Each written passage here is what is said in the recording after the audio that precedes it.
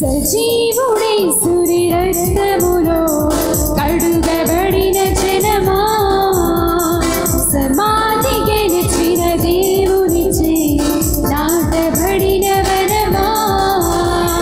సజీవుడే సురి రక్తములో కడుగబడిన జనమా, సమాధి గెలిచిన దేవునిచే నాటబడిన వనమా.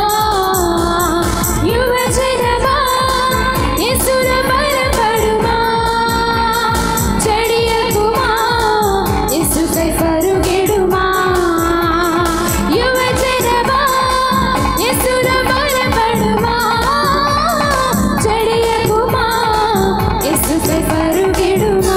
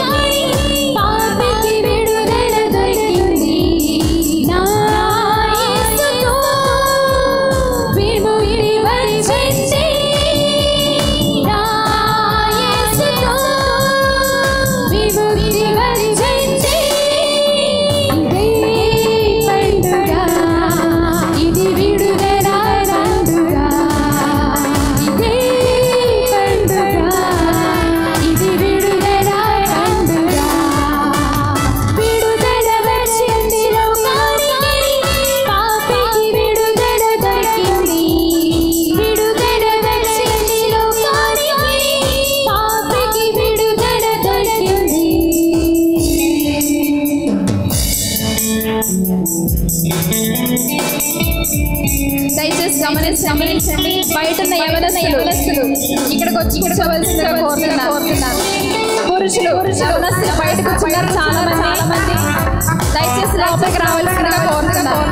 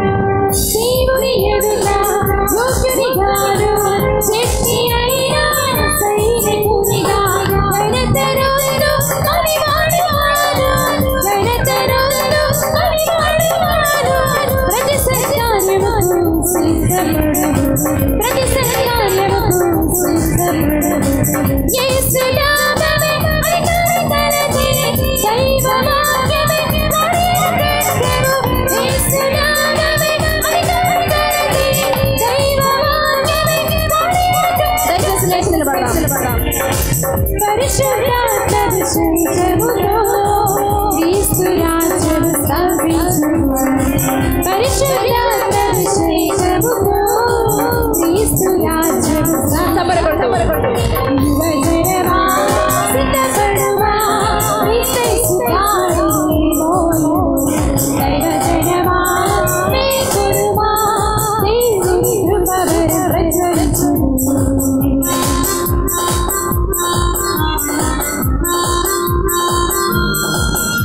దయచేసి మీరు కూడా మాతో నాట్యం చేసి దేవుడిని మహిమపరచవలసిందిగా కోరుతున్నాను. దావీదు వలె నాట్యం చేసి దేవుని ఆరాధన చేద్దాం. హల్లెలూయా. Yes Lord, we worship you. We exalt your name.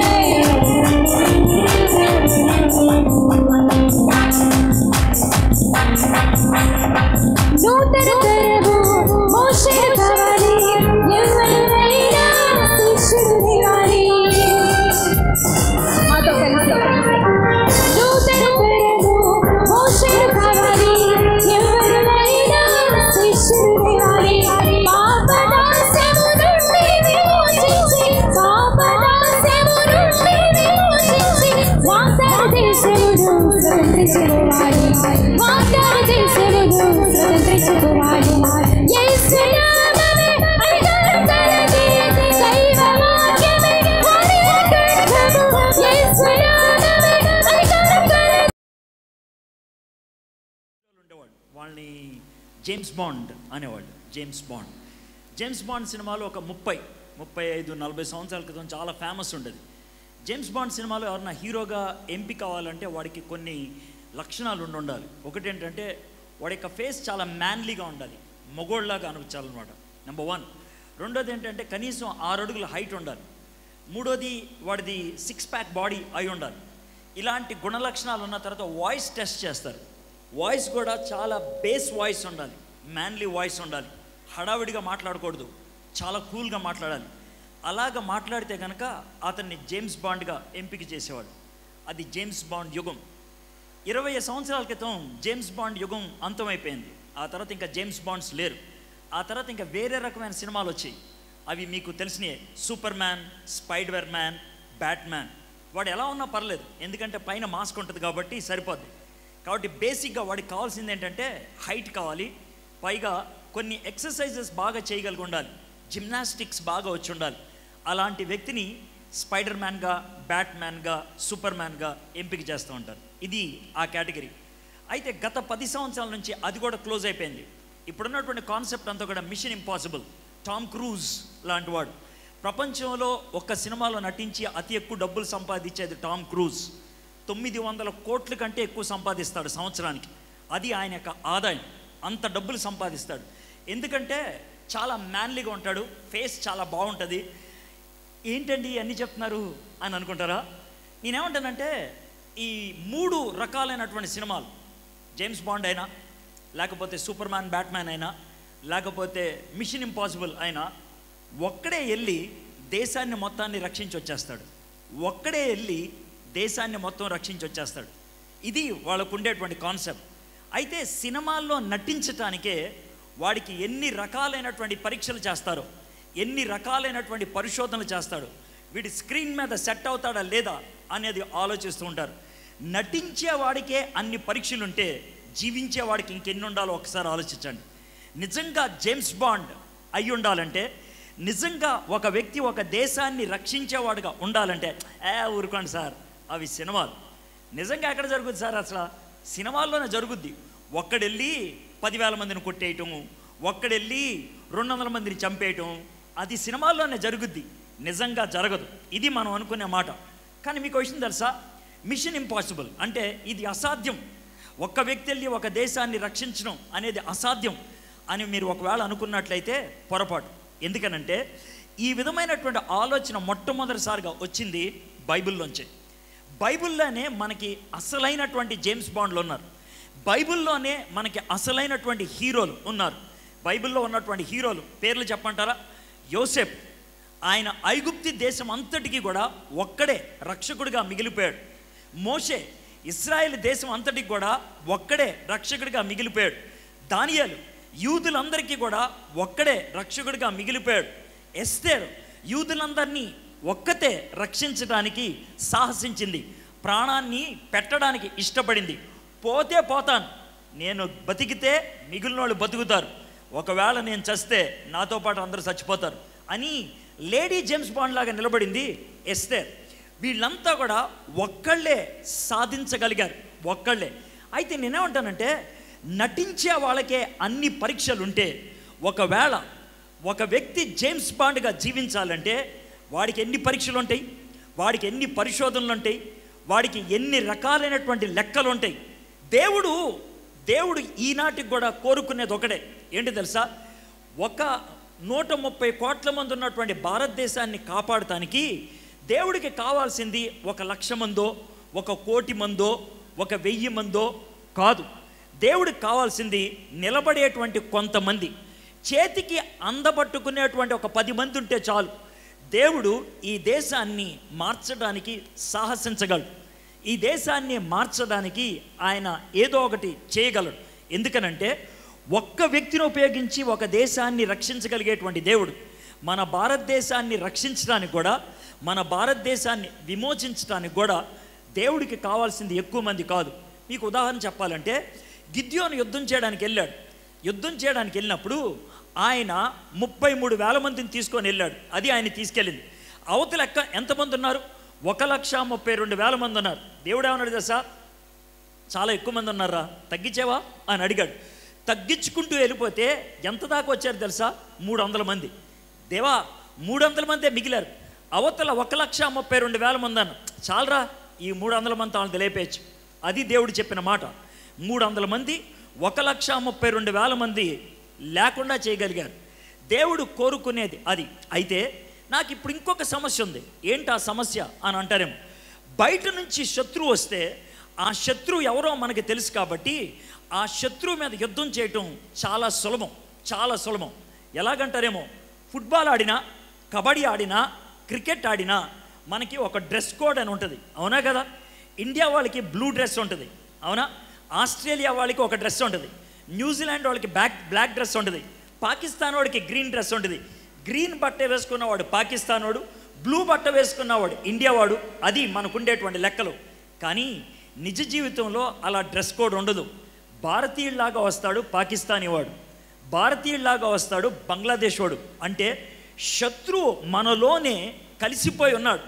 అలాంటి పరిస్థితుల్లో మనము దేశాన్ని కాపాడాలంటే ఎలాంటి పరిస్థితులు ఉండాలి, ఎలాంటి పరీక్షలు ఉండాలి, ఎలాంటి నాయకులు ఉండాలి? ఇది మనకుండేటువంటి సమస్య. రెండో సమస్య ఏంటో చెప్తారా? బయట నుంచి శత్రువు మనల్ని అటాక్ చేస్తుంటే వాడు శత్రువు, వాడిని అటాక్ చేయొచ్చు అని అనుకోవచ్చు. కానీ శత్రువు మనలోనే ఉంటే ఎలా ఉంటుంది? చాలా ఘోరంగా ఉంటుంది కదా. మీకు విషయం తెలుసా? క్రైస్తవత్వానికి శత్రువు చర్చి బయట ఉన్నట్లయితే బాగానే ఉండేది. ఎలాగో తెలుసా? చర్చి మీదకి ఎవడైనా దాడికి వస్తే మనకి సింపతి చూపించేవాడు ఉంటాడు. చర్చి మీదకి ఎవడైనా దాడి చేయడానికి వస్తే ఎవండి దాడి చేశారని చందాలు అడుక్కోవడానికి ఉంటుంది. చర్చిలోనే దాడి జరిగితే మనకి ఎవడు సహాయం చేస్తాడు? ఎవడు సహాయం చేయలేడు. ఈ మాటలు మీకు ఎందుకు చెప్పాల్సి వస్తుందో తెలుసా? నాయకులుగా ఉండటానికి, జేమ్స్ బాండ్గా ఉండడానికి దేవుడు కోరుకునేటువంటి లక్షణాలు, దేవుడు కోరుకునేటువంటి వ్యక్తులు ఎలా ఉండాలంటానికి అవకాశం ఉంటే 2 వ్యక్తుల్ని ఈరోజు మీకు చూపించాలి అని అనుకుంటున్నాను. అన్ని హంగులు వాళ్ళకున్నాయి. ఆ హంగులు ఎలా వచ్చాయి? వాళ్ళు ఏ విధంగా ఒక్కళ్ళే దేశాన్ని కాపాడగలిగారు? అలాంటి లక్షణాలు కనుక మనం కలిగి ఉండగలిగినట్లయితే మనం కూడా మన దేశాన్ని రక్షించుకోగలుగుతాం. మనం కూడా మన దేశాన్ని స్వస్థపరచగలిగేటువంటి స్థితిలోకి నడిపించగలుగుతాం. అది అసాధ్యమైంది కానే కాదు. It is not impossible, but it is possible with him. ఆయనతో అది సాధ్యం. ఆయనతో ఒక మనిషి కలవగలిగినట్లయితే ఆయన చేయగలడు. అయితే ఆ జేమ్స్ బాండ్ని మీకు పరిచయం చేస్తాం. ఎలా ఉంటుంది జేమ్స్ బాండ్ సినిమాలో? జేమ్స్ బాండ్గా ఉండేటువంటి వ్యక్తి అన్ని రకాలైనటువంటి శ్రమలు ఎదుర్కోవాలి. ఈయన ఎదుర్కొనేటువంటి శ్రమలు ఎలా ఉంటాయో ఆలోచిద్దాం. ఇంటిలో చిన్నప్పుడు పెద్ద పెద్ద కలలు కనేశాడు, నేను ఒక పెద్ద నాయకుడిని అయిపోతానని. దాంతో తోబుట్టులకే కుళ్ళొచ్చింది, దాంతో తోబుట్టులకే కోపం వచ్చింది. అరే ఈడు కొంచెం ఎక్కువ ఓఏ చేస్తున్నాడు రా అని అనుకున్నారు. వీణ్ణి నలిపి పాడేయాలరా అని అనుకున్నారు. వీణ్ణి నొక్కి పడేయాలరా అని అనుకున్నారు. అదే విధంగా మొదలు పెట్టేశారు. చాలా చిన్న వయసులో ఒక బానిసగా అమ్మేశారు. అయిపోయింది, చేతులు కడిగేసుకున్నారు. ఈయన్ని బానిసగా అమ్మేశారా, ఈడి బతుకు అవుట్ అని అనుకున్నారు. బానిసగా అమ్మేసినటువంటి ఆ వ్యక్తిని ఎవడో కొనుక్కున్నాడు. ఆ దేశంలో దేవుడంటే విలువ లేదు. ఆ దేశంలో నీతి న్యాయానికి ఏమాత్రం స్థానం లేదు. ఆ దేశంలో విచ్చలవిడితనంగా జీవితాన్ని కొనసాగిస్తూ ఉంటారు. అలాంటి దేశంలో అతి కష్టంగా బతికాడు ఆయన. నీతిగా న్యాయంగా బతికినందుకు తీసుకెళ్ళి జైల్లో పడేశారు. ఆ జైల్లో కూడా ఏమాత్రం కొనగకుండా ఏమాత్రం సనగకుండా పవిత్రంగా జీవించడానికి సాహసించాడు. అలా సాహసించినప్పుడు చివరికి ఆ దేశానికి ఆర్థిక మంత్రి అయ్యాడు. ఆ దేశానికి రాజు తర్వాత నెంబర్ 2 పొజిషన్లోకి వెళ్ళాడు. ఏ అన్నలైతే ఆయన్ని అమ్మేశారో వాళ్ళే చివరికి అడుక్కుంటూ వస్తే వాళ్ళకి ఆశ్రయాన్ని ఇప్పించాడు. 430 సంవత్సరాలు పరాయి దేశంలో తన ప్రజలు జీవించటానికి ఆయన కారకుడు అయ్యాడు. ఆయన ఎవరో కాదు. బైబిల్లో 2 క్యారెక్టర్లకి పాపం అంటే ఏంటో ఏమాత్రం కూడా కొంచెం కూడా అంటించకుండా మనకి 2 క్యారెక్టర్స్ని ఇద్దరు వ్యక్తుల్ని పరిచయం చేశారు. అందుట్లో ఒక ఆయన పేరు యోసేపు. యోసేపు ఉన్నటువంటి సంస్కృతి, యోసేపు ఉన్నటువంటి పరిస్థితి, ప్రస్తుతం ఉన్నటువంటి మన దేశంలో ఉన్నటువంటి పరిస్థితికి ఏమాత్రం తేడా లేదు. అలాంటి పరిస్థితుల్లో ఆయన పవిత్రంగా జీవించగలిగాడు. అలాంటి పరిస్థితుల్లో ఆయన జేమ్స్ బాండ్ అవ్వగలిగాడు. అలాంటి పరిస్థితుల్లో తన దేశం అంతటికి ఆయన ఒక విమోచకుడు అవ్వగలిగాడు. తాను చేసినటువంటి ఒక్క చిన్న పని 430 సంవత్సరాలు తన దేశాన్ని కాపాడింది.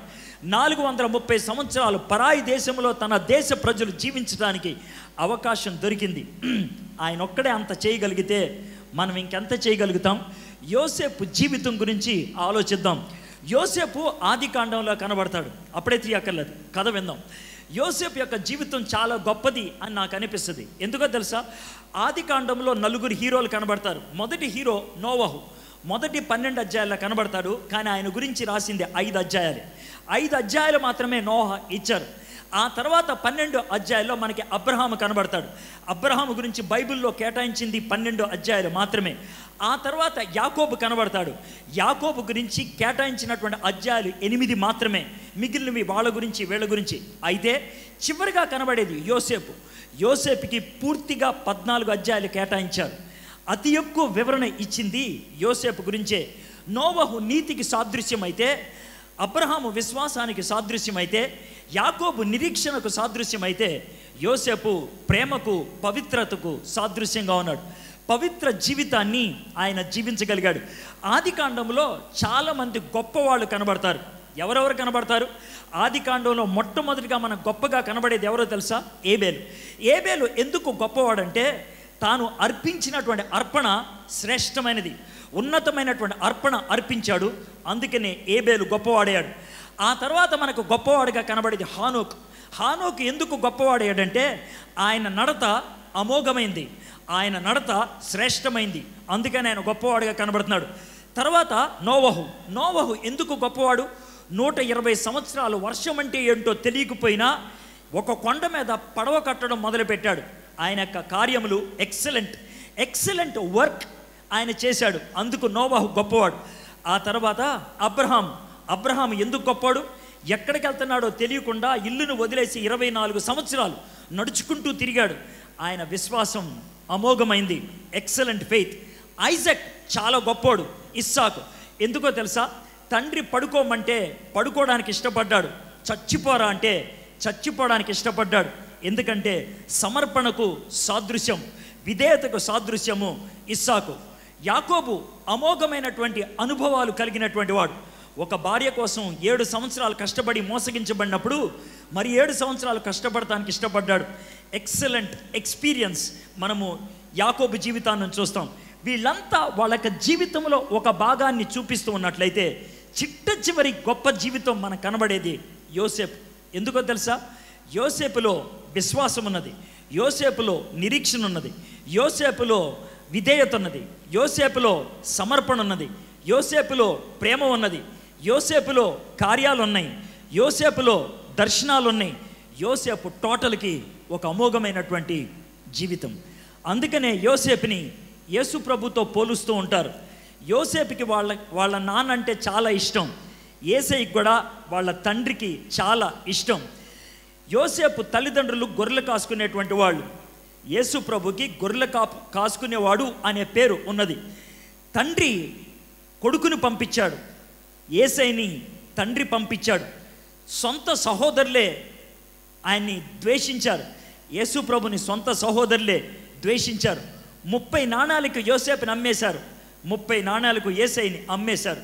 ఈ విధంగా ఆలోచిస్తే యోసేపు జీవితం యేసయ్యతో చాలా దగ్గర పోలిక ఉన్నట్లుగా మనకి కనబడుతూ ఉంది. యోసేపు 1746లో పుట్టి ఉండొచ్చు. 1746 ఆ సమయంలో మెసొపొటేమియా ప్రాంతాన్ని పదం ఆరాం అనేటువంటి ప్రాంతంలో ఈయన పుట్టి ఉండొచ్చు. హిక్సోస్ అనేటువంటి ఒక వ్యక్తి ఆయన ఫరోగా ఉన్నప్పుడు ఆయన జన్మించి ఉండొచ్చు అని చరిత్ర పుటల నుంచి మనకి ఆధారాలు ఉన్నాయి. ఆయన యొక్క కుమార్తె ఆయన్ని పెంచుకుంది. హిక్సోస్ యొక్క కుమార్తె, ఆమె పేరు హిప్సోస్యా అంటారు. ఆమె పెంచుకుంది ఈయన్ని. అంత గొప్పగా ఆమె ఉన్నత స్థాయికి యోసేపుని నడిపించగలిగింది ఆ పరిస్థితులు మాత్రమే. ఆ పరిస్థితుల్లో మనం నేర్చుకోగలిగేటువంటి పాఠాలు ఏంటో చూద్దాం. యోసేపు జీవితం గురించి కథలాగా చెప్పమంటారా? యోసేపుకి 11 మంది బ్రదర్స్ ఉన్నారు. ఒక్కడే ఒకడు చాలా ముద్దులు కొడుకుగా పెరిగాడు. చాలా చివరి పుట్టాడేమో, అందగాడిగా పుట్టాడేమో. తల్లిదండ్రులకి వాడంటే చాలా ఇష్టం. వాడికి ఒక రంగుల కోటు తయారు చేశారు. ఆ కోటు బట్టి మిగిలిన వాళ్ళందరికీ కుళ్ళు పుట్టుకొచ్చింది. దాంతో వాడిని ఏదో విధంగా వదులుకోవాలి అని అనుకున్నారు. సొంత అన్నలే అతన్ని అమ్మేశారు. ఆలోచించండి, చిన్న పిల్లోడేం కాదు, లడ్డూ తినేస్తే నోటు మూసుకొని వెళ్ళిపోయేవాడు కాదు. 17 సంవత్సరాలు 18 సంవత్సరాలు ఉన్నప్పుడు యోసేపుని అమ్మేశారు. అంటే ఏంటి తెలుసా? ఇంటర్మీడియట్ చదువుతున్నటువంటి ఒక వ్యక్తిని సొంత అన్నలు అరే ఈయన్ని చంపేద్దామా, ఈయన్ని అమ్మేద్దామా అని మాట్లాడుకుంటాడు. వాడికి ఏమి తెలియకుండా ఉంటుంది అనుకుంటున్నారా? లేదు, సమస్తం తెలుసు. అలాంటి పరిస్థితుల్లో అమ్మేసి ఐగుప్తు దేశానికి తీసుకెళ్లారు. రోడ్డు మీద నిలబెడతారు. ఎలాగో తెలుసా? కడ్రాయరు మాత్రమే ఉంటుంది, ఇంకేముండవు. బట్టలన్నీ ఇప్పేస్తారు. ఇక్కడ మాత్రం ఒక పలక పెడతారు. ఆ పలక మీద రేటు పెడతారు. ఆ రేట్ ఏంటో తెలుసా? వీడిని కొనుక్కోవాలనుకుంటున్నారా? ఈ రేటుతో కొనుక్కోండి. మనం బట్టల షాప్కి వెళ్తే ట్యాగ్ ఉంటుంది, అలాగ మనిషికి ట్యాగ్ పెడతారు. ఆ ట్యాగ్ పెట్టుకొని యోసేపు నుంచుంటే పొతీఫర్ వచ్చి కొనేసుకున్నాడు. పొతీఫర్ ఇంటికి వెళ్ళి కష్టపడి పని చేసేవాడు. ఆ పరిస్థితుల్లో కూడా ఆయన నిలకడగా ఉన్నాడు. ఆ విధంగా కష్టపడి పనిచేస్తూ ఉంటే పొతీఫర్ భార్య ఆయనంటే ఇష్టపడింది. నువ్వు నాతో ఉండవా అని అడిగింది, నాతో పడుకోవా అని అడిగింది. యోసేపు ఇష్టపడలేదు. ఒక దినాన్న బలవంతం చేయడానికి ప్రయత్నం చేసింది, అయితే ఒప్పుకోలేదు. ఆ పరిస్థితుల్లో ఏం చేయాలో అర్థం కాక తప్పుని యోసేపు మీదకే తోసేసింది. యోసేపుని తీసుకెళ్ళి జైల్లో పడేశారు. జైల్లో కూడా యథార్థంగా ఉంటున్నాడని మనకెలా తెలుసు? తన తోటి దొంగలకి కలొస్తే కలకి భావం చెప్పగలిగాడు. కలకి భావం ఎప్పుడు చెప్పగలుగుతారు తెలుసా? దేవుడితో చక్కటి సంబంధం ఉన్నప్పుడే. అలాంటి పరిస్థితుల్లో కూడా దేవుడితో సంబంధం పెట్టుకున్నాడు. కలలకి భావం చెప్తే వాళ్ళు వెళ్ళిపోయారు. ఒకడు రక్షింపబడ్డాడు, ఒకడు నాశనం అయిపోయాడు. యేసుప్రభు వారు సిలువ వేయబడినప్పుడు 2 దొంగలు ఉన్నారు. ఒకడు నాశనం అయిపోయాడు, ఒకడు పైకి వెళ్ళిపోయాడు కదా. యోసేపుకి యేసయ్యకి ఎన్ని పోలికలు ఉన్నాయో చూడండి. Beautiful comparison. ఆ తర్వాత మర్చిపోయాడు అతను. చివరికి గుర్తొచ్చింది. యోసేపు వచ్చాడు, ఫరోకి వచ్చిన కలకి భావం చెప్పాడు. ఆ భావం చెప్పడంతో ఫరో మెచ్చి ఆయన్ని ఆర్థిక మంత్రిగా చేశాడు. తనని ఎవరైతే చంపడానికి వెళ్ళారో వాళ్లే చివరికి వచ్చి కాళ్ళ మీద పడే పరిస్థితి వచ్చింది. యేసే పరిస్థితి అదే కదా. ఆయనెవడో నాకు తెలియదు అన్నటువంటి పేతురు చివరికి ఆయన కోసం చచ్చిపోవడానికి నిలబడ్డాడు. యోసేపుకి యేసయ్యకి చాలా దగ్గర సంబంధం ఉంది. చివరికి యోసేపు తనని చంపడానికి ప్రయత్నించినటువంటి అన్నలనే క్షమించి తన దేశానికి, తన ప్రజలకి, తన సంస్కృతికి ఒక విమోచకుడు అవ్వగలిగాడు. 14 అధ్యాయాల్లో ఉన్నటువంటి స్టోరీని మీ ముందు పెట్టాను. ఇదే యోసేపు యొక్క జీవితం. ఈ జీవితం నుంచి కొన్ని పాఠాలు మనం నేర్చుకోవడానికి ప్రయత్నం చేద్దాం. అది ఈరోజు మనం చేసేటువంటి పని. అయితే యోసేపు జీవితాన్ని పరిచయం చేసిన తర్వాత ఒకసారి ప్రస్తుత లోకంలో ఉన్నటువంటి పరిస్థితిని మనం ఆలోచిద్దాం. మనందరం కూడా అన్నం తినకుండా జీవించలేం, నీళ్లు తాగకుండా జీవించలేం, గాలి పీల్చకుండా బ్రతకలేం. ఎందుకనంటే మన శరీరాలు దాని కోసం సృష్టించబడ్డాయి. ఆహారం లేకపోతే కడుపు అరుసుద్ది, నీళ్లు లేకపోతే నాలిక ఎండిపోతుంది, ఊపిరి అందకపోతే ఊపిరితిత్తులు ఆగిపోతాయి. కాబట్టి ఈ మూడిటికి కావాల్సిందే. అవి దొరకనంతసేపు అవి ఆరాటు పడుతూ ఉంటాయి. ఇది బయటికి కనబడేది. అయితే బయటికి కనబడంది ఒకటి ఉన్నది. అదేంటో తెలుసా? మనందరికీ కూడా ప్రేమ కావాలి, మనందరికీ కూడా గుర్తింపు కావాలి. ప్రేమ గుర్తింపు కోసం మనం సృష్టించబడ్డాం. మనకి ప్రేమ దొరకకపోతే, అన్నం దొరకకపోతే ఎలా అలమటిస్తామో, నీళ్లు దొరకకపోతే ఎలా అలమటిస్తామో, అదేవిధంగా ప్రేమ దొరకకపోతే కూడా అలమటిస్తాం. ప్రేమ కోసం సృజించబడినటువంటి మనం ప్రేమ దొరకకపోతే ఏమవుతుంది? అసలు ప్రేమ ఎక్కడ దొరకాలి? దేవుడు మానవుల్ని అనాథలుగా ఉంచాలని ఇష్టపడలేదు. వాళ్ళు కుటుంబాల్లో పుట్టాలి అని ఆశించారు. ఎందుకో తెలుసా? కుటుంబంలో తల్లిదండ్రుల దగ్గర నుంచి ప్రేమ రావాలని, తోబుట్టుల దగ్గర నుంచి ప్రేమ రావాలని, స్నేహితుల దగ్గర నుంచి ప్రేమ రావాలని.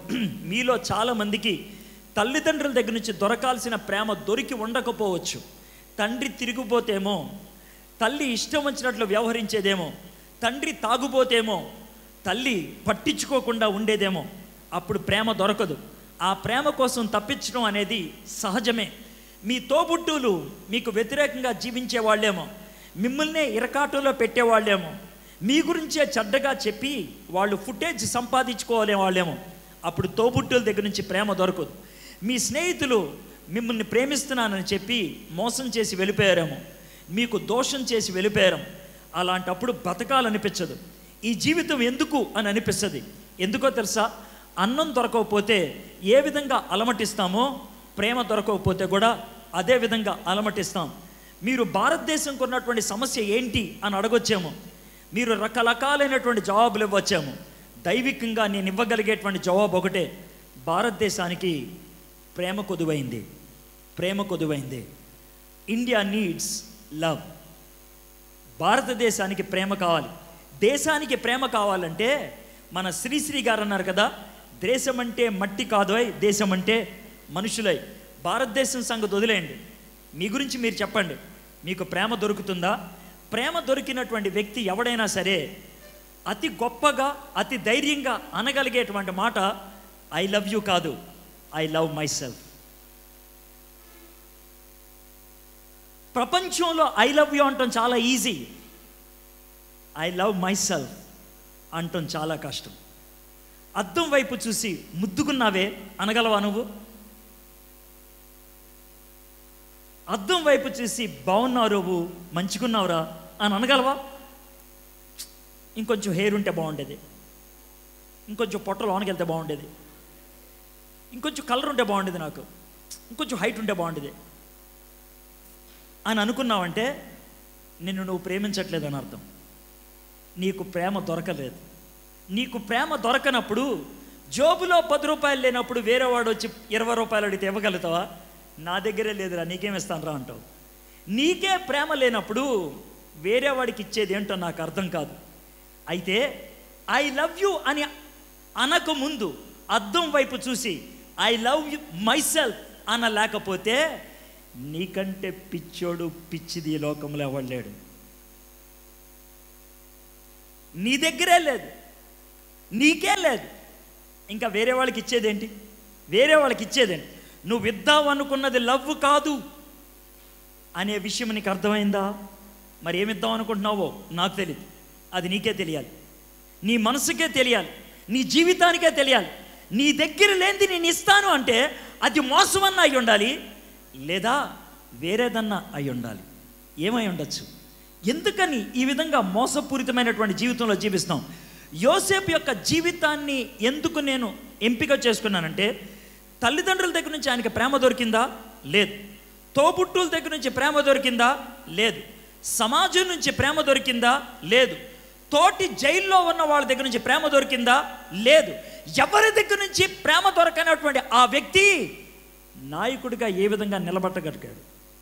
ప్రేమకు ప్రతీకగా ఎలా నిలబడగలిగాడు? యేసు ప్రభువుకి మాదిరిగా ఎలా ఉండగలిగాడు? ఈ లోకంలో నువ్వు అనొచ్చు, మా మమ్మీ డాడీ నన్ను ప్రేమించరు సార్, నా తోబుట్టులు నన్ను ప్రేమించరు సార్, నా ఫ్రెండ్స్ నన్ను ప్రేమించరు సార్, నా సమాజం నన్ను ప్రేమించరు సార్, నన్ను ప్రతి వాళ్ళు ద్వేషిస్తున్నారు. In spite of getting that hatred, అలాంటి విపరీతమైనటువంటి పరిస్థితుల్లో కూడా ప్రేమకు ప్రతీకగా మనం జీవించడం సాధ్యమేనా? Is it possible? అది సాధ్యమేనా? అందుకు యోసేపు జీవితాన్ని చూపించాలని నేను ఆశపడుతున్నాను. In spite of all these controversies, ఇలాంటి ప్రతికూల పరిస్థితుల్లో కూడా యోసేపు ప్రేమకు ప్రతీకగా ఉన్నాడు. ప్రేమను చూపించగలిగాడు. ఆయనకి ప్రేమ ఎక్కడి నుంచి దొరికింది, ఆయన ప్రేమ ఎలా అనుభవించగలిగాడు, ఆ ప్రేమను ఎలా చూపించగలిగాడు, అదే మనము యోసేపు జీవితాన్ని నుంచి మనం నేర్చుకోగలుగుతాం. అయితే యోసేపుని దేవుడు ఒక నాయకుడిగా నిలబెట్టడానికి, యోసేపుని దేవుడు ఒక గొప్ప జేమ్స్ బాండ్గా నిలబెట్టడానికి ఆయనకి 3 రకాలైనటువంటి పరీక్షలు పెట్టాడు. 3 రకాలైన పరీక్షలు గుర్తుపెట్టుకోండి. ఒక వ్యక్తి ఉన్నతమైన పదవుల్లోకి వెళ్ళాలంటే ఆయన ఉన్నతమైన పరీక్షలు రాయాల్సిందే. లోయర్ పరీక్ష రాసిన వాడు లోయర్ ఉద్యోగంలో ఉంటాడు. హయ్యర్ పరీక్ష రాసిన వాడు హయ్యర్ ఉద్యోగంలో ఉంటాడు. లోయర్ పరీక్షతో హయ్యర్ ఉద్యోగంలోకి వెళ్ళాలనుకునేవాడు పిచ్చోడు. ఒకవేళ నీ జీవితం ఉపయోగపడే జీవితంగా ఉండాలని నువ్వు ఆశపడుతున్నట్లయితే హయ్యర్ ఎగ్జామ్ రాయడానికి ఇష్టపడాలి. హయ్యర్ టెస్ట్ ఎదుర్కోవడానికి ఇష్టపడాలి. యోసేపుని దేవుడు 3 స్థితుల్లో ఆయన్ని పరీక్షించాడు. మొదటిది పెయిన్, ఆయనకి నొప్పిని కలిగించాడు. రెండోది ప్యూరిటీ, పవిత్రత విషయంలో. మూడవది ప్రాస్పరిటీ, అధికమైనటువంటి హోదా, ధనాన్ని ఇచ్చి. పెయిన్, నొప్పిలో కొంతమంది దేవుణ్ణి కాదని వెళ్ళిపోతూ ఉంటారు. కొంతమంది పవిత్రత విషయంలో వాళ్ళు జారిపోతూ ఉంటారు. కొంతమందికి డబ్బు దొరకంగానే దేవుణ్ణి మర్చిపోతారు. 3 స్థాయిల్లో యోసేపుని పరీక్షించాడు దేవుడు. మొదటిది శ్రమ, రెండోది పవిత్రత, మూడవది సంపద. 3 స్థాయిల్లో ఆయన్ని పరీక్షించాడు. 3 పరీక్షల్లో కూడా ఆయన నెగ్గాడు. అందుకే జేమ్స్ బాండ్ అయ్యాడు. ఆ 3 రకాలైనటువంటి పరీక్షలు మనకు ఎలా వస్తాయో ఒకసారి ఈరోజు ఆలోచించాలి అని అనిపించింది. ఆ 3 పరీక్షల్లో ఏ పరీక్షలో నువ్వు ఓడిపోయావో నాకు తెలీదు. పెయిన్ దగ్గర ఓడిపోయావా, ప్యూరిటీ దగ్గర ఓడిపోయావా, ప్రాస్పరిటీ దగ్గర ఓడిపోయావా, శ్రమ దగ్గర ఓడిపోయావా, శోధన దగ్గర ఓడిపోయావా, సంపద దగ్గర ఓడిపోయావా? ఎక్కడ ఓడిపోయావు? ఎక్కడ ఓడిపోతే నువ్వు డిస్క్వాలిఫై అయిపోయి బయటికి వెళ్ళిపోయావు? ఎక్కడ ఓడిపోతే పనికి మాలిన స్థితిలో ఉండిపోయావు? ఒక్కసారి ఆలోచించు. దేవుడు వాడుకునేటువంటి వ్యక్తికి యెహలోకమైన డిగ్రీ కాదు కావాల్సింది. దేవుడు వాడుకునేటువంటి వ్యక్తికి యెహలోకమైన సంపద కాదు కావాల్సింది. దేవుడు వాడుకునేటువంటి వ్యక్తికి యెహలోకమైనటువంటి అందం కాదు. దేవుడు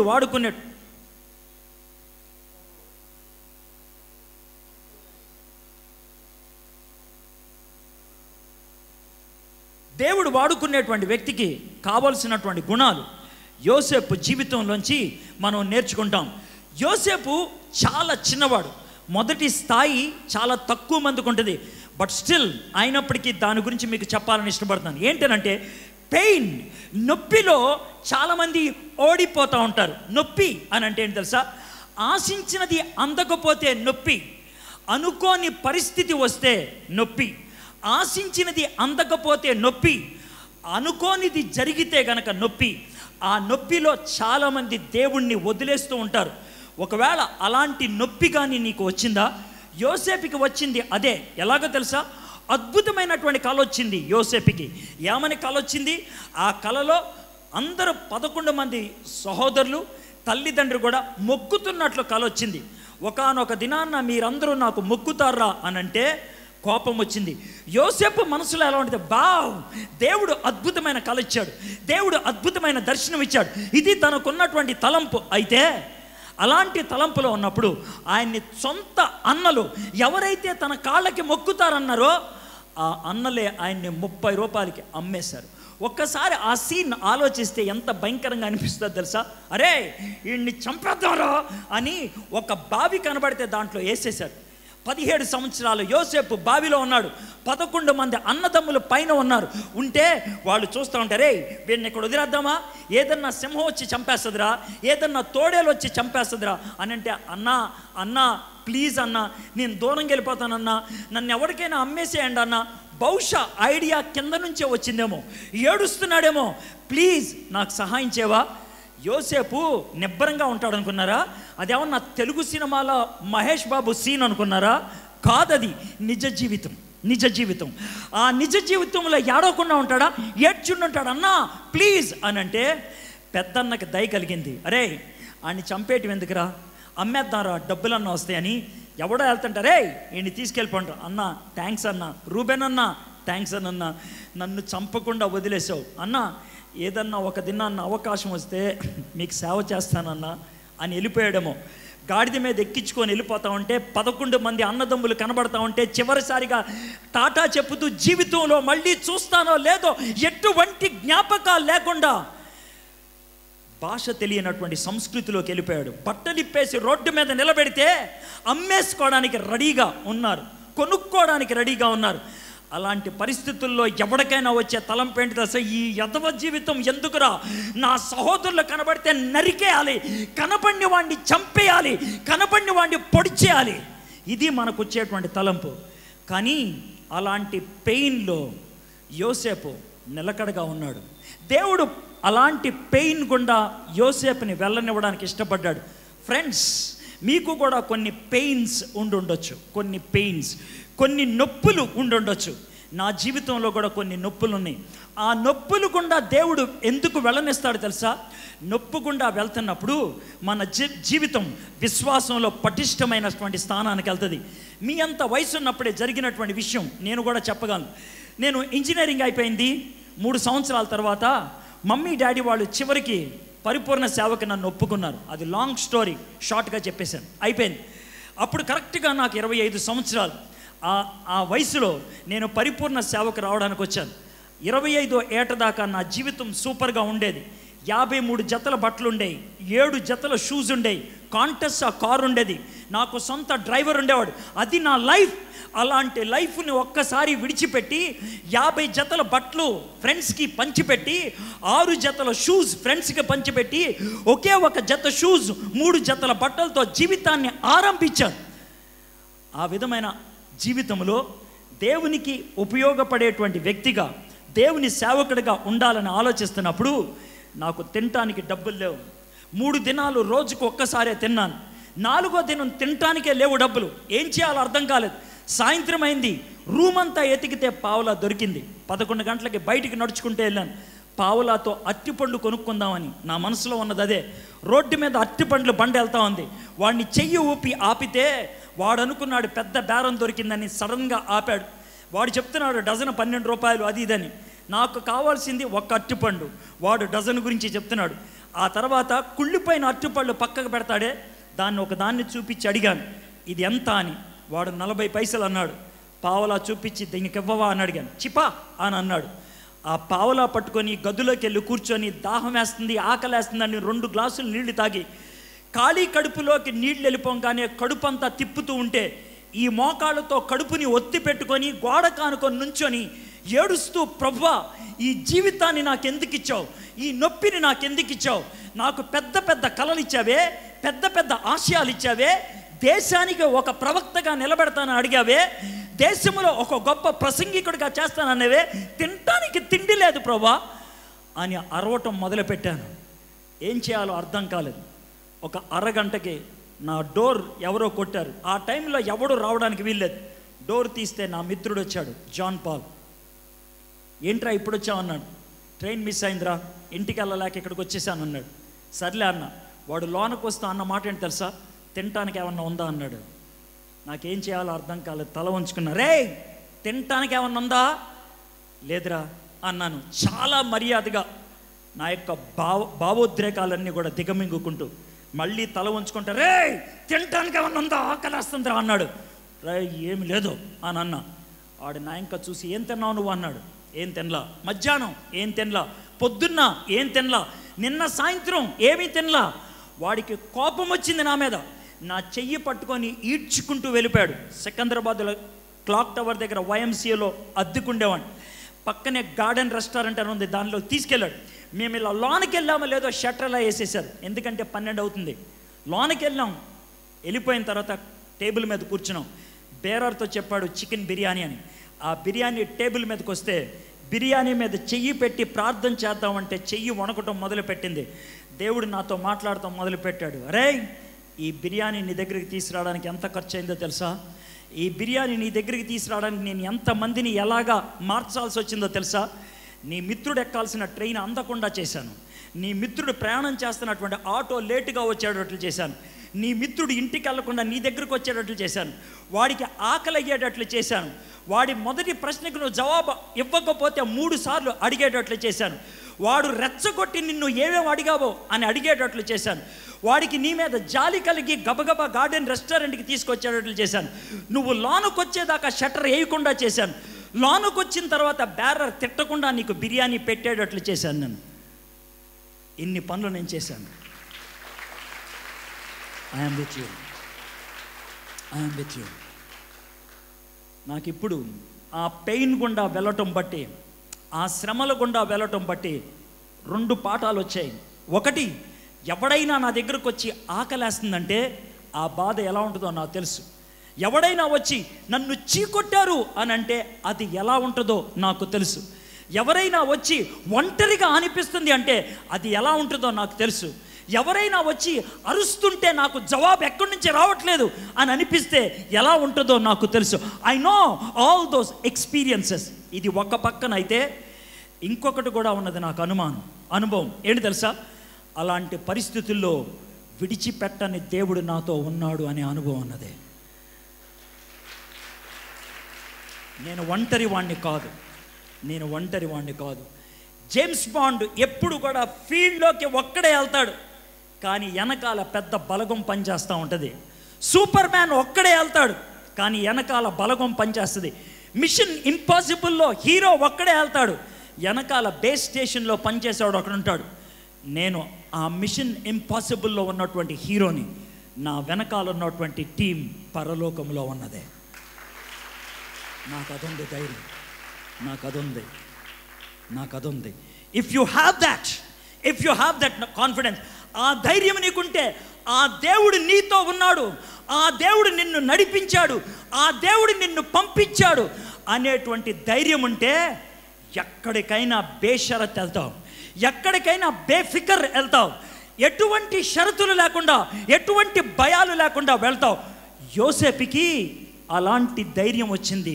అలాంటి నొప్పులు గుండా వెళ్ళటం బట్టి పెయిన్ ఈజ్ గుడ్. నొప్పి మంచిదే. ఎందుకో తెలుసా? అనుభవాన్ని ఇస్తుంది. మీలో ఎవరికైనా పంటి నొప్పి ఉన్నదా? నాకు తెలుసు ఆ బాధ ఎలా ఉంటుందో. ఎందుకో తెలుసా? నాకు కూడా ఉంది. ఒక పక్కనే తింటున్నాను 2 వారాల నుంచి. అన్నానికి రుచి పూర్తిగా తెలియదు. ఈ పక్కకి అన్నం తీసుకెళ్దామంటే భయం. అందుకే ఒక పక్కనే తింటా. పంటి నొప్పితో బాధపడే వాళ్ళు నవ్వేసుకుంటూ ఉంటారు కదా అనేసి. నాకు తెలుసు. I know the pain. ఆ నొప్పి ఎలా ఉంటుందో నాకు తెలుసు. కాబట్టి నేను మాట్లాడితే వాళ్ళకి ఆదరణ ఉంటుంది, నేను మాట్లాడితే ధైర్యం ఉంటుంది, నేను మాట్లాడితే వింటారు. వీడు మాట్లాడేది మన భాష. హీ ఈజ్ స్పీకింగ్ ఆ లాంగ్వేజ్. అయితే నా మెయిన్ ఎసెన్స్ అది కూడా కాదు. అదేంటి సార్ ఇంతసేపు మాట్లాడే అది కాదంటాను. అయితే మీలో చాలామంది పెయిన్లో పడి ఉండకపోవచ్చు. మీలో చాలామంది ఎక్కడ పడ్డారో తెలుసా? ప్యూరిటీ దగ్గర, పవిత్రత దగ్గర చాలాసార్లు జారిపోతూ ఉంటారు. యోసేపు పవిత్రత దగ్గర ఎలా నిలకడగా నిలబడగలిగాడు? ఆదికాండం 39వ అధ్యాయం తెరవండి. ఆదికాండం 39వ అధ్యాయం. ఆ అధ్యాయంలో ఉన్నటువంటి సన్నివేశం ఏంటి తెలుసా? యోసేపు అప్పటికే చాలా రకాలైనటువంటి నొప్పులు గుండా వెళ్ళాడు. సొంత అన్నలు అమ్మేశారు. రెండోది, బానిసగా ఆయన్ని రోడ్డు మీద పెట్టి వేరే వాళ్ళు కొనేసుకున్నారు. పరాయివాడు అతన్ని ఒక కుక్కనో ఒక కోడినో కన్నట్లు కొనేసుకున్నాడు. తనకు చెందినటువంటి వాళ్ళు ఎవరు లేరు. తాను నమ్మినటువంటి దేవుడి గురించి మాట్లాడుకునే వాళ్ళు, చెప్పేవాళ్ళు ఎవరూ లేరు. మీ భాషలో చెప్పాలంటే యోసేపు ఉన్నటువంటి ఐగుప్తులో చర్చి లేదు, యోసేపు ఉన్న ఐగుప్తులో బైబిల్ లేదు, యోసేపు ఉన్న ఐగుప్తులో విశ్వాసి అనేవాడు లేడు. ఒక్కడే ఉన్నాడు. ఏమైనా చేయొచ్చు, ఎలాంటి జీవితమైనా జీవించవచ్చు. పైగా ఆ సంస్కృతిలో పరాయి స్త్రీతో పడుకోవటం సమస్య కాదు. ఇద్దరికీ ఒప్పందం ఉంటే రేప్ చేయకూడదు. ఏ అమ్మాయితో అయినా పడుకోవచ్చు. ఏ అబ్బాయితో అయినా పడుకోవచ్చు. అది వాళ్ళకు ఉన్నటువంటి సంస్కృతి. ప్రపంచంలో కొన్ని దేశాలు అలాంటివి ఉన్నాయి తెలుసా? ఉదాహరణకి బ్యాంకాక్ అనే దేశం ఉంటుంది, అదే థాయిలాండ్ అనే దేశం, దాన్ని బ్యాంకాక్ రాజధాని అంటారు. బ్యాంకాక్లో ఫ్లైట్ దిగి బయటికి రాగానే మీకు ఒక పెద్ద బ్యానర్ కనబడుతుంది. ఏమన్నా తెలుసా? Welcome to the land of angels అని, దేవదూతలుండే ఈ దేశానికి మీకు స్వాగతం అని. ఎందుకో తెలుసా? థాయిలాండ్లో ఉన్నటువంటి అమ్మాయిల్లో ప్రతి 5వ అమ్మాయి, 5 అమ్మాయిలు ఉంటే అందుట్లో ఒక అమ్మాయి వేశ్య. వేశ్య అనేది ఒక వృత్తి. మన భారతదేశంలో డాక్టర్లు ఎలా ఉంటారో, ఇంజనీర్లు ఎలా ఉంటారో, లాయర్లు ఎలా ఉంటారో, వాళ్ళు పన్ను ఎలా కడతారో ప్రభుత్వానికి, థాయిలాండ్లో వేశ్యలు ప్రభుత్వానికి పన్ను కడతారు. అంటే ఏమండి, ఈ నెలలో నా దగ్గర పడుకోవడానికి 232 మంది వచ్చారు, నాకు వచ్చినటువంటి రాబడి 3662 రూపాయలు, దాంట్లో 10వ వంతు మీకు అని ప్రభుత్వానికి ఇస్తారు. లెక్కలు చెప్తారు, ఎంతమంది వచ్చి పడుకొని వెళ్ళారో చెప్తారు. వాళ్ళకి సిగ్గు లేదు, వాళ్ళకి సిగ్గు లేదు, వాళ్ళకి సమస్య లేదు, వాళ్ళకి బాధ లేదు. పటాయ్ అనేటువంటి ఒక ఊరు వెళ్ళాను. ఆ ఊరు సముద్ర తీరాన్ని ఉంటుంది. 144 బార్లుని ఒక్క ఊరిలో. ఆ 144 బార్లో కూడా బట్టలు ఇప్పుకొని డ్యాన్స్ చేస్తారు. అడిగే నాదుడు ఉండడు. మనం బట్టలు మార్చుకోవాలంటే గదిలోకి వెళ్ళి టవల్ చుట్టుకొని మార్చుకుంటాం, వాళ్ళు బట్టలు రోడ్డు మీద మార్చుకుంటారు. నా కళ్ళెదురుగా జరుగుతుంటే సిగ్గుతో కళ్ళు మూసుకున్నాను నేను. వాడికి మాత్రం ఏమీ లేదు. అలాంటి సంస్కృతి మన పరిస్థితిలో ఉన్నది. భీమవరం ఏమన్నా తక్కువ అనుకుంటున్నారా? గూగుల్లో చూడండి, వికీపీడియాలో చూడండి. భీమవరం అని కొడితే భీమవరంకి ఇచ్చినటువంటి బిరుదేంటి తెలుసా? Las Vegas of India. అది భీమవరంకి ఇచ్చిన టైటిల్. లాస్ వెగాస్ అంటే ఏంటి అంటారేమో, అమెరికాలో లాస్ వెగాస్ అనేటువంటి ఒక ప్రాంతంలో వ్యభిచారం అనేది లీగల్. రోడ్డు మీద బట్టలు ఇప్పుకొని డ్యాన్స్ చేసినా ఎవడు అడగడు. దాని మీద ఎలా ఉంటుంది తెలుసా? టేబుల్ ఉంటుంది, టేబుల్ చుట్టూ 8 కుర్చీలు ఉంటాయి. టేబుల్ మీద అమ్మాయి బట్టలు ఇప్పుకొని డ్యాన్స్ చేస్తుంటే చుట్టూ మందు తాగుతారు. అది పరిస్థితి. దానికి డబ్బులు ఇసురుతారు. అది లాస్ వెగాస్. ఆ లాస్ వెగాస్తో పోల్చారు భీమవరాన్ని. నేను కాదు ప్రభుత్వం, నేను కాదు మీడియా. ఎందుకో తెలుసా? జూదానికి, వ్యభిచారానికి, వేశ్యతత్వానికి భీమవరం పెట్టింది పేరు. ఆ ఊరిలో ఉన్నారు మీరు. కాబట్టి ఒకవేళ నాకేమీ తెలియదని ఫేస్ పెడితే మోసం చేసేది నన్ను కాదు, మిమ్మల్ని మీరే. నన్ను కాదు, మిమ్మల్ని మీరే. అలాంటి బతుకు, అలాంటి పట్టణం, అలాంటి ఊరు, అలాంటి ఊరిలోనే ఉన్నాడు యోసేపు. యోసేపు అలాంటి ఊరిలో పవిత్రుడు అని గుర్తింపు పొందాడు. భీమవరంలో ఉన్నటువంటి మీరు యోసేపులాగా బయటపడడానికి అవకాశం ఉన్నదా? మీకున్నది అవకాశం, నాకు లేదు. ఎందుకో తెలుసా? నేనున్న ఊరు అలాంటిది కాదు, నేనున్నటువంటి పరిస్థితి అలాంటిది కాదు. బహుశా నాకు అంత సీన్ లేదేమో, అందుకే దేవుడు నాకు ఇవ్వలేదు. నీకుందేమో సీన్, అందుకే నీకు ఇచ్చాడేమో. నేను నిన్ను అభినందిస్తున్నాను. నువ్వు క్వాలిఫై అయ్యావు ఒలింపిక్స్కి, నేను అవ్వలేదు. నువ్వు కష్టమైన పోటీలో ఉన్నావు, నేను లేను. అందుకే నిన్ను అభినందిస్తున్నాను. ఒక పక్కన కొంచెం హెచ్చరిక కూడా ఇస్తున్నాను. హలో, పోటీ గట్టిది, జాగ్రత్తగా ఉండాలమ్మా, లేకపోతే పోతాం. యోసేపు అలాంటి పరిస్థితుల్లో ఎలాగ నిలదొక్కున్నాడు చూద్దాం. యోసేపు కష్టపడి పనిచేసేవాడు, రోజంతా పనిచేసేవాడేమో. మంచి బాడీ ఉన్నది, 6 ప్యాక్ బాడీ, అది ఆయనకున్నది. 6 ప్యాక్ బాడీ ఎలా వచ్చింది? 2 రకాలుగా వస్తుంది. ఒకటేంటి తెలుసా? తిండి తిని ముప్పోట తిని పడుకొని నిద్రపోయేవాడు 6 ప్యాక్ బాడీ రావడానికని వేల రూపాయలకి వెళ్ళి జిమ్కి వెళ్ళి పనిచేస్తాడు. అర్థమైందా? అది వాడికి 6 ప్యాక్ బాడీ రావడం. ఇంకొకడు ఉంటాడు, వాడు మామూలు గంజన్నం తింటాడు, రోడ్డు నేల మాప్ చేస్తాడు, గిన్నెలు తోముతాడు, కష్టపడి పనిచేస్తాడు. వీడికి కూడా 6 ప్యాక్ బాడీ వస్తుంది. వీడికి 6 ప్యాక్ బాడీ ఎందుకు వచ్చిందో తెలుసా? కష్టపడితే. వాడికి 6 ప్యాక్ బాడీ ఎందుకు వచ్చిందో తెలుసా? డబ్బులు ఇస్తే. ఎవడు గట్టిగా ఉంటాడో మీరే ఆలోచించుకోండి. మీకు 6 ప్యాక్ బాడీ అలా కావాలా, ఇలా కావాలా? ఆలోచించుకోండి. ఈ లోకంలో కొన్ని నాకు చాలా అసహ్యంగా అనిపిస్తుంది. అంటారేమో, మీకు ఒకవేళ రోడ్డు మీద చెత్త కాగితాలు ఎత్తుకునేవాడు ఎవడన్నా కనబడ్డాడు అనుకో, వాడిని చూసి వావ్ సూపర్ అని ఎవడన్నా అంటాడా? చెప్పండి, అంటారా? అనరు కదా. వాడు ఎలా ఉంటాడో మీకు చెప్తానే. వాడికి 2 నెలల నుంచి నూనె రాయరు. ఈ యొక్క ఎంటుకలన్నీ పిడసకట్టుకొని ఉంటాయి. అవి పిడసకట్టుకొని ఉండి దువ్వడేమో అటు ఇటు వెళ్ళిపోతూ ఉంటాయి. అవి నూనె రాయలేదేమో అక్కడక్కడ ఎర్రెర్రగా రాగి తీగల్లాగా ఉంటాయి. అది వాడి యొక్క ముఖం, వాడి హెడ్. ఆ తర్వాత వాడికి బట్టలు సరిగ్గా ఉండవు కదా, అందుకనే కొంచెం చిరిగిపోయి ఉంటుంది. వాడికి పైన షర్టు సరిగ్గా ఉండదు కదా, కాబట్టి ముందు లోనకి వెళ్తుంది, బయట మాత్రం వెనక్కి వస్తుంది. వాడికి ప్యాంటుకి జిప్పు సరిగ్గా ఉండదు కదా, అందుకనే సగం దాకా వచ్చి ఆగిపోతుంది. వాడి ప్యాంటు సరిగ్గా ఉండదు కదా, అందుకనే మడత పెట్టి పైకి వస్తాడు. వాడిని చూసి మీలో ఎవడైనా వావ్ అంటారా? అనరు కదా. అయితే వాడి పక్కనే ఇంకొకరిని పెడతా. వాడేం చేస్తాడు తెలుసా? గార్నియర్ పూసుకొని, అర్థమైందా, వాడి ఎంటుకలకి బర్గండి రాసుకుంటాడు. అంటే ఎర్ర తీగలు వచ్చాడు. ఆడికి ఏమైనా తేడా ఉందా? లేదు. వాడి నూనె లేక ఎంటుకలు నెక్క పొడుచుకొని వీడు నూనె పూసి ఎంటుకలు నెక్క పొడిచేటట్లు చేస్తాడు. వాడికి వీడికి ఏమైనా తేడా ఉందా? లేదు. వాడికి సరిగ్గా బట్టలు లేక ప్యాంటు చిరిగిపోయింది, వీడు చిరిగిపోయిన ప్యాంటు కొనుక్కుంటాడు. వాడికి వీడికి ఏమన్నా తేడా ఉందా? లేదు. వాడికి బెల్ట్ వేసుకోవడానికి డబ్బులు లేక ప్యాంటు వెనక్కి కిందకి జారిపోద్ది, వీడు బెల్ట్ ఉన్నా కూడా ప్యాంటు కిందకు వచ్చేస్తుంది. వాడికి వీడికి ఏమైనా తేడా ఉందా? లేదు. వాడు ప్యాంటు సరిగ్గా లేదు కాబట్టి మడత పెట్టాడు, వీడికి సరిగ్గా ఉన్నా కూడా మడత పెట్టాడు. వాడికి వీడికి ఏమైనా తేడా ఉందా? లేదు. వాడు షర్టు ఎక్కడ లోన తొయ్యాలో ఎక్కడ బయట పెట్టాలో తెలియక ముందుకు లోనకు తోసి బయట వెనక్కి వదిలేశాడు. వాడు తెలియక నువ్వు కావాలని పనిచేసావు. నీకు వాడికి ఏమైనా తేడా ఉందా? హలో, నీ డ్రెస్ కోడ్ ఎవరిదో తెలుసా?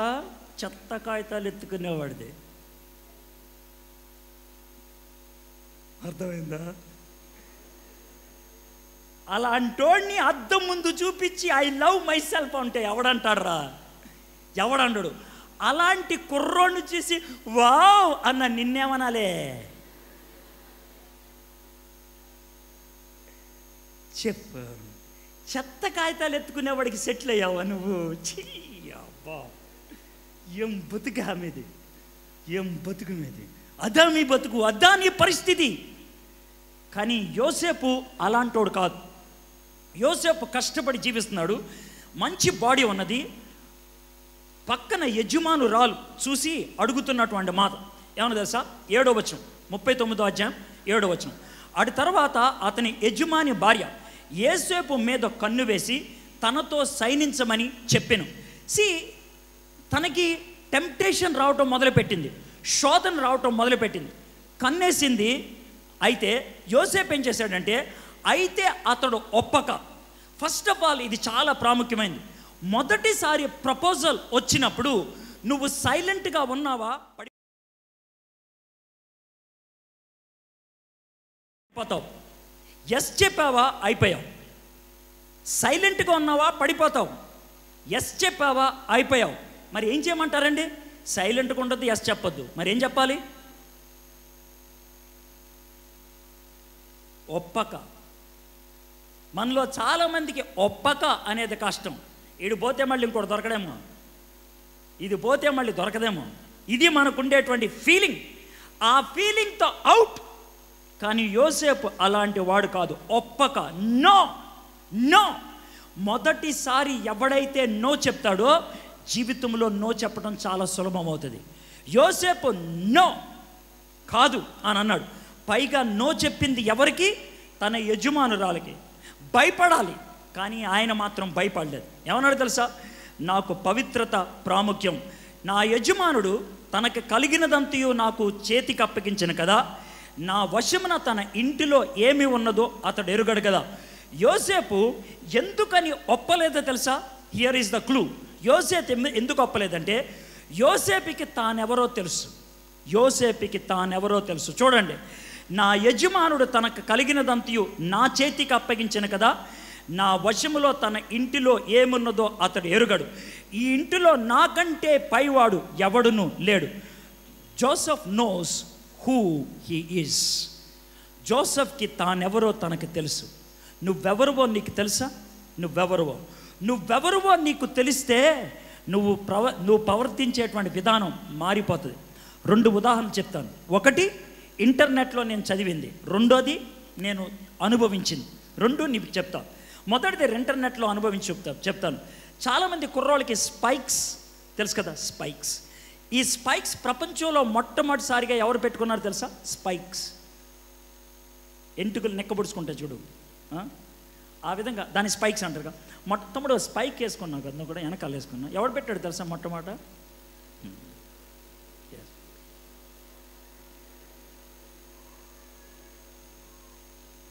ఎప్పుడైనా దూకేటప్పుడు హైట్ ఏంటో తెలియాలి మనకి. ఎప్పుడైనా ఏమన్నా వేసుకునేటప్పుడు ఎవడు వేసుకున్నాడు, ఎందుకు వేసుకున్నాడు అని తెలియాలి మనకి. ఆయన వెనక చూసి అంత ఫోజ్ ఏం కొట్టక్కర్లేదు. మీలో చాలామంది ఆటైపోయాయి. ఆయన బకరాయాడు అనుకుంటున్నారా? మీరు అంతకంటే బకరాగాళ్ళు. అర్థమైందా? స్పైక్స్ మొట్టమొదటిసారిగా ప్రవేశపెట్టినటువంటి వ్యక్తి David become. David become British, ఆయన ఇంగ్లాండ్ దేశానికి ఫుట్బాల్ క్యాప్టెన్గా ఉండేవాడు. ఆయన్ని గోల్డెన్ బూట్ అనేవాడు, ఎందుకంటే అతి ఎక్కువ గోల్స్ చేశారు కాబట్టి గోల్డ్తో ఆయనకు బూట్ తయారు చేసి ఇచ్చారు. గోల్డెన్ బూట్ అని అంటారు. డేవిడ్ బెకమ్ చాలా అందగాడు. డేవిడ్ బెకమ్ స్పైక్స్ మొట్టమొదటిసారిగా ప్రవేశపెట్టాడు. ఆయన్ని ఫాలో అవుతూ అందరూ కూడా స్పైక్స్ పెట్టుకోవడం మొదలుపెట్టారు. అది డేవిడ్ బెకమ్కి ముగ్గురు కొడుకులు. మొదటి ఇద్దరు కొడుకుల పేరు మైకల్, మిషెల్. ఇద్దరు కొడుకుల పేరు. వాళ్ళిద్దరూ ఒంటరిగా ఫ్లైట్లో వెళ్తున్నారు. ఒంటరిగా అంటే ఇంకా ఫ్లైట్లో ఎవరు లేరని కాదు, అమ్మ నాన్న లేరని. వీళ్ళిద్దరే ప్రయాణమే వెళ్తున్నారు. ఒకడికి 11 ఏళ్ళు, ఒకడికి 9 ఏళ్ళు. ఫ్లైట్లో వెళ్తా ఉన్నప్పుడు, ఆకాశం మధ్యలో ఉన్నప్పుడు ఫ్లైట్లో ప్రాబ్లం వచ్చింది. అయితే పైలట్ మైక్ తీసుకొని ఏమన్నాడు తెలుసా? ఫ్లైట్లో ప్రాబ్లం ఉంది, కంగారు పడద్దు, బెల్ట్లు వేసుకొని జాగ్రత్తగా కూర్చోండి, ప్రార్థన చేయండి అని చెప్పారు. ఎప్పుడైనా పైలట్ ప్రార్థన చేయండి అని చెప్తే ఏమొస్తుంది మనకి? భయం. ప్రార్థన ఎప్పుడు చేయమంటారు? పోతున్నప్పుడు. అది పరిస్థితి. ఆ భయంతో అందరూ ఫ్లైట్లో ఉన్న వాళ్ళంతా లబో దిబో అరుస్తూ ఉన్నాడు. మైకల్ పెద్దోడు, మిషెల్ చిన్నోడు. మైకల్కి 11 ఏళ్ళు, మిషెల్కి 9 ఏళ్ళు. 11 ఏళ్ల కుర్రోడు అటు ఇటు చూస్తున్నాడు. 9 ఏళ్ల కుర్రోడు గట్టిగా అయ్యో ప్రభువా ప్లీజ్ సేవ్ us అని అరుస్తూ ఉన్నాడు. అప్పుడు పెద్దోడు తమ్ముడి వైపు చూసి అన్నాడు, రాయ్ మనము డేవిడ్ బెకమ్ కొడుకులమే, ఏడవకూడదు అని అన్నాడు. రాయ్ మనం డేవిడ్ బెకమ్ కొడుకులమే, మనం ఏడవకూడదు. మనం డేవిడ్ బెకమ్ కొడుకులమే, ఏడవకూడదు. ఒకవేళ కనుక నీకు శోధన వస్తే, ఒకవేళ కనుక నీకు తాపత్రయం కలిగించేటువంటి అవకాశం ఏదైనా దొరికితే నీకు నువ్వు చెప్పుకోవాల్సింది ఏంటి తెలుసా? నేనెవరినో తెలుసా? ఆ దేవుడి బిడ్డని. ఇది మనకు వల్లదు. We cannot. యోసేపు తన దేవుడితో తనకున్న సంబంధాన్ని గుర్తించుకున్నాడు. నాకు ఈ ఆధిపత్యాన్ని అంతా ఇచ్చాడు. ఇంకేమని చెప్తున్నాడు తెలుసా? ఈ ఇంటిలో నాకంటే పైవాడు ఎవడను లేడు. నీవు అతని భార్యవైనందున నిన్ను తప్ప మరి దేనిని నాకు అప్పగింపై ఉండలేదు. హలో, నేనెవరో నాకు తెలుసు. ఇంకో మాట కూడా చెప్పమంటావా? నువ్వెవరో కూడా నాకు తెలుసు. I know my self, I know you. నాకు తెలుసు, నువ్వు కూడా నాకు తెలుసు. ఈ రెండూ తెలియటివే కాకుండా నీవు అతని భార్యవైనందున నిన్ను తప్ప మరి దేనిని నాకు అప్పగింపి ఉండలేదు. కాబట్టి నేనెట్లు ఇంత ఘోరమైన దుష్కార్యము చేసి దేవునికి విరోధముగా పాపము కొట్టుకొందినని తన యజమాని భార్యతో అనెను. మూడో వ్యక్తిని, చాలా ప్రాముఖ్యమైన వ్యక్తిని తీసుకొచ్చాడు. ఎవరిని తెచ్చాడు దాంట్లోకి? దేవుణ్ణి తెచ్చాడు. హలో, నేనెవరో నాకు తెలుసు, నువ్వెవరో నాకు తెలుసు, మన ఇద్దరి మధ్యన ఉన్నటువంటి దేవుడు కూడా నాకు తెలుసు. దేవుణ్ణి ఎప్పుడైతే సీన్లోకి తీసుకొచ్చాడో ఇంకేమన్నా చేయగలిగాడా? లేదు. I cannot do this. అయితే శోధన అక్కడితో ఆగిపోయిందా? శ్రమగా మారిపోయింది. ఆమె మీద పడింది. మన భాషలో చెప్పాలంటే రేప్ చేయడానికి ప్రయత్నం చేసింది. ప్రపంచంలో ఎక్కడైనా అబ్బాయి అమ్మాయిని రేప్ చేస్తారు, కానీ ఇక్కడ మాత్రం రివర్స్. అమ్మాయే అబ్బాయిని రేప్ చేసే పరిస్థితికి వచ్చింది. అలాంటి పరిస్థితుల్లో ఆయన ఏమనుకున్నాడు తెలుసా? నా కోటు పోయినా పర్వాలేదు, నా క్యారెక్టర్ పోకూడదు అనుకున్నాడు. నా కోటు పోయినా పర్వాలేదు, నా క్యారెక్టర్ పోకూడదు అనుకున్నాడు. నా క్యారెక్టర్ కాపాడుకోవాలని పారిపోతే ఆమె లేనిపోయినటువంటి దోషం తన మీద పెట్టింది. ఒక్కసారిగా ఆలోచించండి, యోసేపు పరిస్థితి ఎలా ఉంటుందో. నేను ఆ రోజు రాత్రి మోకాళ్ళు పైకెత్తుకొని నీళ్లు తాగి ఎలాగ అరిచానో నాకు తెలుసు. కాబట్టి యోసేపు ఒకవేళ ఆ పరిస్థితిలో ఉంటే, దేవా పవిత్ర జీవితం జీవించినందుకు ఇదిగా నువ్వు నాకు ఇచ్చే మెడల్? దేవా పవిత్ర జీవితాన్ని జీవించినప్పుడు నాకు ఇచ్చేది సీట్ అదా? నన్ను కూర్చోపెట్టాల్సింది స్టేజ్ మీద. కానీ నన్ను ఎక్కడ కూర్చోపెట్టాలో తెలుసా? జైల్లో. కానీ ఆ టైంలో యోసేపు అలా అని ఉండడు, నాకు తెలుసు. ఎందుకని ఉండడో తెలుసా? ఆ జైల్లో ఉన్నప్పుడు పక్కన్నటువంటి దొంగలు వచ్చి, అన్న రాత్రి నాకు కల వచ్చిందే, నాకు కూడా కల వచ్చిందే, ఏంట్రా కల చెప్పండి అంటే చెప్పేశారు. అవునా, ఈ కలకి భావం ఇదిరా. కలకి భావాన్ని చెప్పగలిగాడు యోసేపు. ఎందుకో తెలుసా? బాధల్లో దేవుణ్ణి మర్చిపోలేదు, మోహములో దేవుణ్ణి మర్చిపోలేదు, క్లిష్టమైన పరిస్థితుల్లో దేవుణ్ణి మర్చిపోలేదు, ఒంటరితనములో దేవుణ్ణి మర్చిపోలేదు. దేవుణ్ణి ఎప్పుడు గుర్తుంచుకున్నాడు. అందుకే ఆయన్ని ముందు పిట్లో వేశారు, గోతిలో. ఆ తర్వాత గాడిద మీద తీసుకెళ్ళి ఆయన్ని బానిస బజార్లో అమ్మేశారు. ఆ తర్వాత పొతీఫర్ ఇంటిలోంచి జైల్లో పడేశారు. ఆ జైల్లోంచి దేవుడు ఎక్కడికి తీసుకెళ్ళాడు తెలుసా? ఉన్నతమైనటువంటి స్థానానికి తీసుకెళ్ళాడు. ఫ్రెండ్స్, ఆయన పెయిన్లో గెలిచాడు, ప్యూరిటీలో గెలిచాడు. అందుకే దేవుడు ప్రాస్పరిటీలోకి తీసుకెళ్ళాడు. నువ్వు పెయిన్లో ఓడిపోయావా, ప్యూరిటీలో ఓడిపోయావా? ఈ మధ్యకాలపు యవ్వనస్తులు అతి ఎక్కువ మంది పడిపోయేది ఎక్కడో తెలుసా? ప్యూరిటీ దగ్గర, పవిత్రం దగ్గర. నీ గుండె మీద నువ్వు చెయ్యేసుకొని నీ చూపుల్లో, నీ యొక్క తలంపుల్లో, నీ యొక్క చేష్టల్లో దేవునికి పవిత్రమైనటువంటి సాధనంగా నేనున్నాను అని నువ్వు చెప్పగలవా? ఒకవేళ కనుక చెప్పలేకపోతే దేవుడు నిన్ను ఉపయోగించుకొని ఈ దేశాన్ని బాగు చేస్తాడంటే దేవుడు పనికి మానవాడు నాకు కనబడుతున్నాడా? దేవుడు చేతకానవాడు నాకు కనబడుతున్నాడా? God will wait for a person. దేవుడు ఒక వ్యక్తి కోసం ఎదురు చూస్తాడు. ఆ వ్యక్తిగాను ఉండడానికి ఇష్టపడుతున్నావా? God wants one person. నాకు ఒక్క వ్యక్తి కావాలి, పవిత్రంగా ఉండడానికి ఇష్టపడేవాడు, శ్రమల మధ్యన నన్ను మర్చిపోకుండా ఉండగలిగేవాడు ఒక్కడుంటే చాలు, నేను వాడిని వాడుకుంటా అన్నాడు. యోసేపుని దేవుడు ఆ విధంగా వాడుకున్నాడు. దేవుడు యోసేపుని అందలం ఎక్కించాడు. ఐగుప్తి సామ్రాజ్యానికి నెంబర్ 2 ఆయనే. ఆయన పైన ఉన్నది ఒక రాజే. రాజుకి పెద్ద ఏమీ తెలియదని ఆయన మూలలో కూర్చొని ఉంటాడు. రాజు మొత్తం నడిపించేది ఆయనే. అయితే ఒకానొక దినాన్న సొంత అన్నలే అడుక్కుంటూ వచ్చారు, అరే బాబు అయ్యా కొంచెం మాకు అన్నం పెట్టయ్యా చచ్చిపోతున్నామని. ఒక్కసారిగా గతం గుర్తొచ్చారు. రే నన్ను బావిలో పడేసి అరే నా ప్రాణభిక్ష పెట్టండి అంటే నవ్వుకున్నారే, నాకు ప్రాణభిక్ష పెట్టండి అంటే అమ్మేశారే, ఇప్పుడు నా దగ్గరికి దిక్కుమాలలాగా అడుక్కోవడానికి వచ్చారు, మీ అంతు చూస్తా అన్నాడా? అనలా. మిమ్మల్ని జైల్లో పెట్టిస్తా అన్నాడా? అనలా. మూలకెళ్ళి ఏడ్చాడు. తన నొప్పి దేవుడి నుంచి దూరం చేయలా, తన శోధన దేవుడి నుంచి దూరం చేయలా, తన ఐశ్వర్యం దేవుడి నుంచి దూరం చేయలా. దేవుడి నుంచి నిన్ను ఏది దూరం చేసింది? నొప్పా, శోధన, ఐశ్వర్యమా? ఏది దూరం చేయలేకపోయింది. ఒకానొక దినాన్న అన్నలు వచ్చి తమ్ముడు నాన్నగారు చచ్చిపోయారు కదా, నాన్నగారు చచ్చిపోకముందు ఒక మాట చెప్పారురా. ఏమని చెప్పారో తెలుసా?